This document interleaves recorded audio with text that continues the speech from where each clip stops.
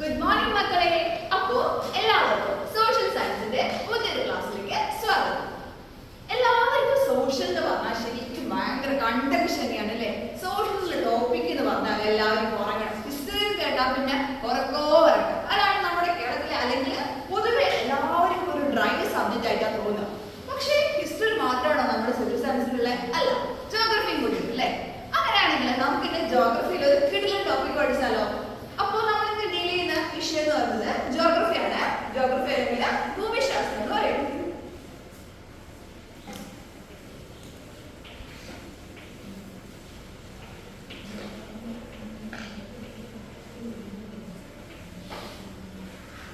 Okay, അപ്പൊ എല്ലാവർക്കും ഈ ബോയ്സ് ഉണ്ടെങ്കിൽ എല്ലാവർക്കും ഇഷ്ടപ്പെടുന്ന ഒരു കളിയാണ് എന്ത്? ഫുട്ബോൾ. കുറെ കാലം മുന്നേ അല്ലെങ്കിൽ ഈ ഫുട്ബോൾ അല്ലെങ്കിൽ നമ്മുടെ ഒളിമ്പിക്സ് മാമാങ്കം നടക്കുമ്പോൾ ഒരു പാട്ടുണ്ടായിരുന്നു. ഒളിമ്പിക്സിന്റെ ഫേമസ് ആയിട്ട് പാട്ടുണ്ടായിരുന്നു. ആ പാട്ടൊന്ന് മിസ് ഇവിടെ പാടും. അപ്പോ ആ പാട്ട് എല്ലാവരും കേട്ടാലോ? എന്നിട്ട് ഒരു ക്വസ്റ്റ്യനും കൂടെ ഉണ്ടാവും. അതുകൊണ്ട് എല്ലാവരും ശ്രദ്ധിച്ചിരിക്കണം കേട്ടോ. അപ്പോ പാട്ടിലാണ് സാമിനാമിന എ എ അസ്കാബക്ക എ എ സാമിനാമിന സാംഗലേവ ദിസ് ഫോർ ആഫ്രിക്ക.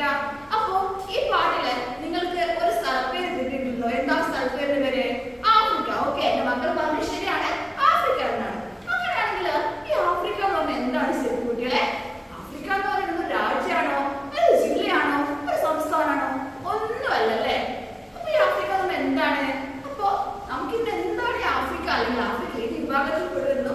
ഈ ആഫ്രിക്കയുടെ പ്രധാനപ്പെട്ട കുറച്ച് സവിശേഷതകൾ ഇതൊക്കെയാണ് നമ്മൾ ഈ ക്ലാസ്സിൽ ഡീൽ ചെയ്യാൻ പോകുന്നത്. സോ ആഫ്രിക്ക എന്താണെന്ന് അറിയുന്നതിന് മുമ്പ് നമ്മുടെ ഭൂഖണ്ഡങ്ങൾ എന്താണെന്ന് അറിയണം. ഓക്കെ, ഭൂഖണ്ഡം അല്ലെങ്കിൽ വൻകര.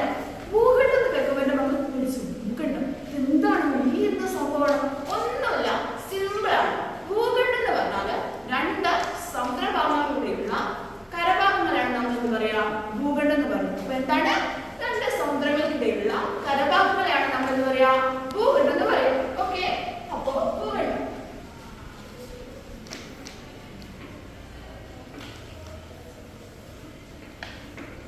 ഈ ഭൂഖണ്ഡത്തിനാണ് നമ്മൾ എന്ത് പറയാ? വൻകര എന്ന് കൂടെ പറയാം കേട്ടോ. അപ്പൊ ഭൂഖണ്ഡം അല്ലെങ്കിൽ എന്താണ്? വൻകര. അങ്ങനെ എത്ര ഭൂഖണ്ഡങ്ങൾ അല്ലെങ്കിൽ വൻകരകൾ ഉണ്ട് നമ്മുടെ ലോകത്ത്? 7 വൻകരകൾ ഉണ്ട് അല്ലേ? അതില് ഏറ്റവും വലിയ ഭൂഖണ്ഡം ഏതാണ്? എല്ലാവരും പറയുന്ന പോലെ തന്നെ ഏറ്റവും വലിയ ഭൂഖണ്ഡം ഏതാണ്? ഏഷ്യ ഭൂഖണ്ഡമാണ് ഏറ്റവും വലുത്. നമ്മുടെ സ്വന്തം ഏഷ്യയാണ് ഏറ്റവും വലുത്. അപ്പോ നമ്മുടെ ക്ലാസ് ഉണ്ടാവും അല്ലെ? ഒരു ക്ലാസ് ടോപ്പർ, പിന്നെ രണ്ടാമത്തെ ഒരാള്. അപ്പോ ഏഷ്യ വലുതാണെങ്കിൽ അതിന് താഴെ വലുപ്പത്തിൽ രണ്ടാം സ്ഥാനക്കാരുണ്ടല്ലോ. അയാളാണ് നമ്മുടെ സ്വന്തം ആഫ്രിക്ക അല്ലെ? അപ്പോ അടുത്ത നമ്മൾ അതായത് ഈ ആഫ്രിക്കയെ കുറിച്ചിട്ടാണ് നമ്മൾ പഠിക്കാൻ പോകുന്നത് മെയിൻ ആയിട്ട്. അപ്പോ ആഫ്രിക്ക വൻകര. ആഫ്രിക്ക വൻകരയാണ് നമ്മുടെ ടോപ്പിക് വരുന്നത്.